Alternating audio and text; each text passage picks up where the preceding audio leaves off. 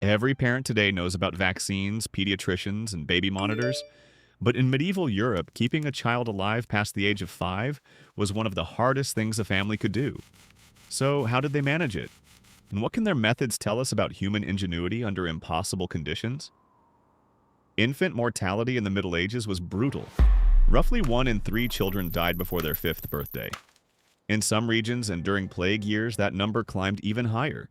Disease, famine, accidents, and the simple lack of medical knowledge made childhood genuinely dangerous. And yet, that people adapted. They developed rituals, remedies, and practices that surprisingly weren't always wrong. In fact, some of them were remarkably effective. To understand medieval child survival, we have to understand the world these children were born into. Medieval Europe was not one place or one time.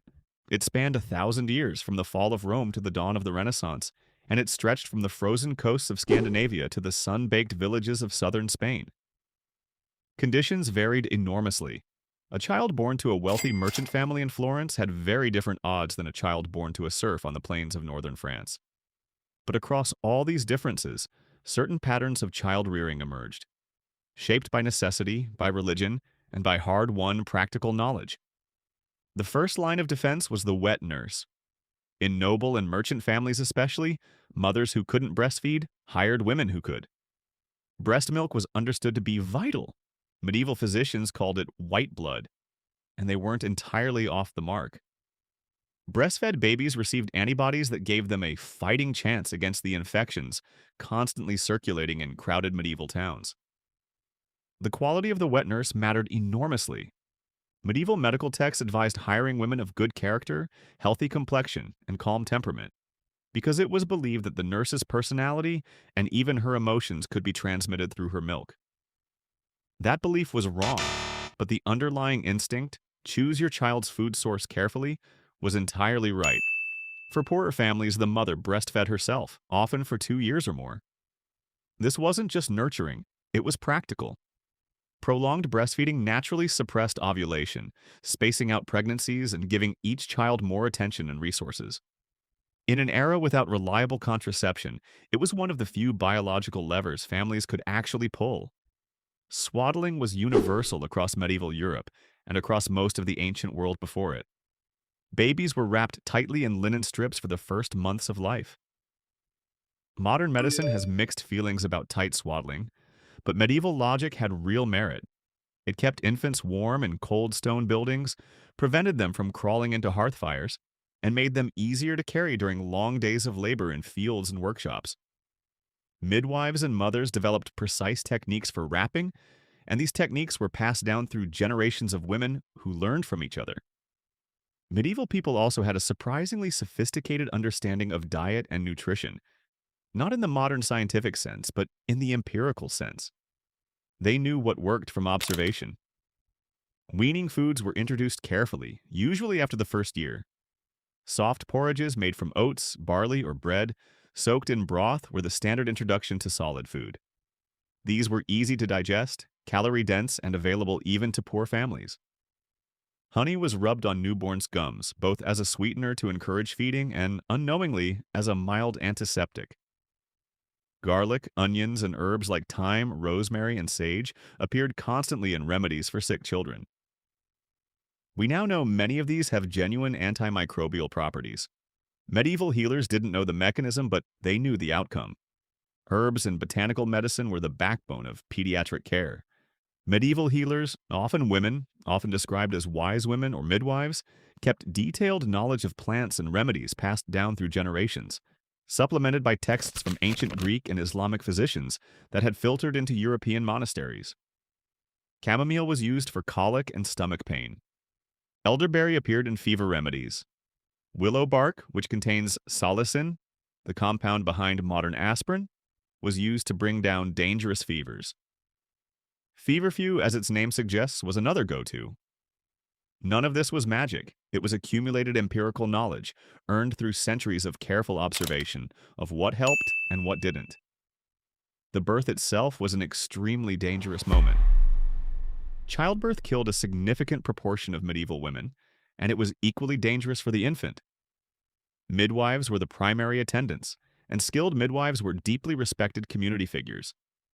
They managed the delivery, positioned the mother, managed complications as best they could, and cared for the newborn in the critical first hours.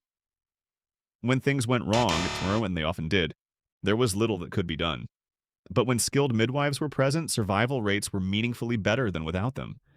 Religion played a massive role in child survival, not just spiritually, but socially and practically.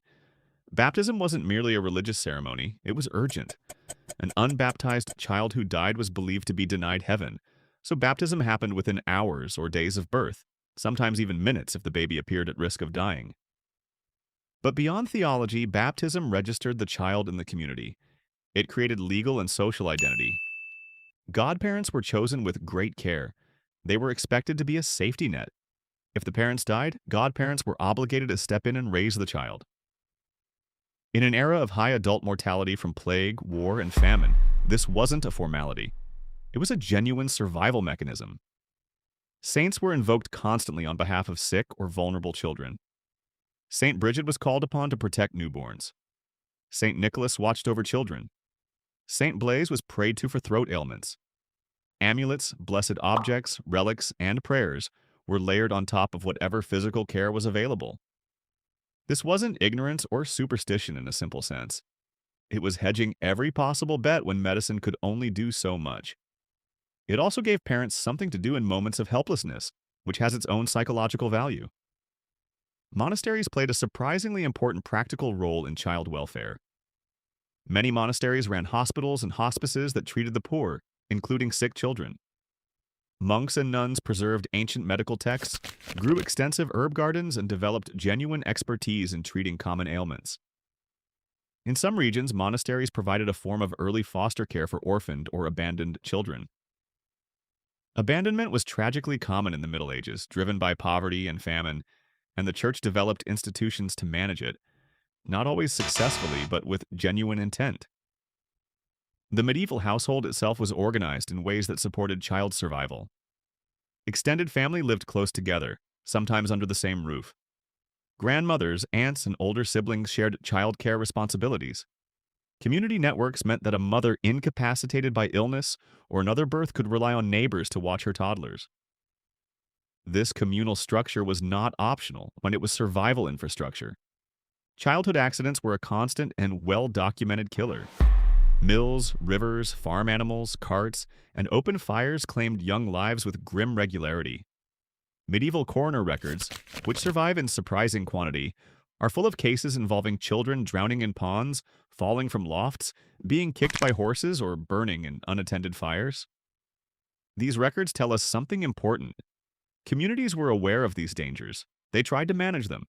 Toddlers were sometimes physically tethered to furniture, not as punishment, but to keep them from wandering into danger while parents worked. Older children were assigned as minders for younger ones. The awareness of risk was there, even if the tools to prevent accidents were limited. Perhaps the most enduring myth about medieval childhood is that parents didn't get emotionally attached to their children. That high infant mortality made parents hold back love as a form of self-protection. This idea was popular among historians in the mid-20th century and has since been thoroughly dismantled. Wills leave detailed provisions for surviving children. Letters express raw grief over child deaths.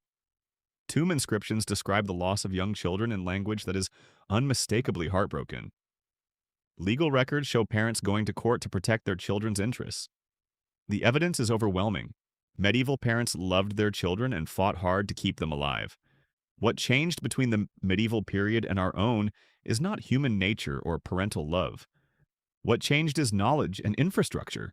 Germ theory, vaccination, antibiotics, clean water systems, and modern obstetrics transformed child survival so dramatically that the comparison is almost incomprehensible. A child born in a wealthy medieval city had roughly a 1 in 3 chance of dying before adulthood. A child born in a modern wealthy country has a 1 in 200 chance. But that gap was not inevitable. It was built by generations of people. Medieval herbalists, monastic scholars, midwives, Islamic physicians whose work was translated into Latin and preserved in European monasteries, who kept pushing the boundary of what was known, what was tried, and what worked. The medieval contribution to child survival was not nothing. It was the foundation that later science was built on. They didn't have the tools we have, but they were not passive. They observed, they adapted, they shared knowledge across communities and generations through apprenticeship and manuscript and word of mouth. The children who survived medieval Europe did so because their parents, their communities, and their healers fought hard to keep them alive, with every tool, remedy, prayer, and instinct available to them. If you found this fascinating and want to go deeper into the hidden history of everyday medieval life, how people ate, healed, loved, and survived, subscribe to this channel. We post every week. And if you want to support what we do, the link to our medieval history newsletter is in the description below. New subscribers get a free guide to 10 medieval myths that history books still get wrong. See you in the next one.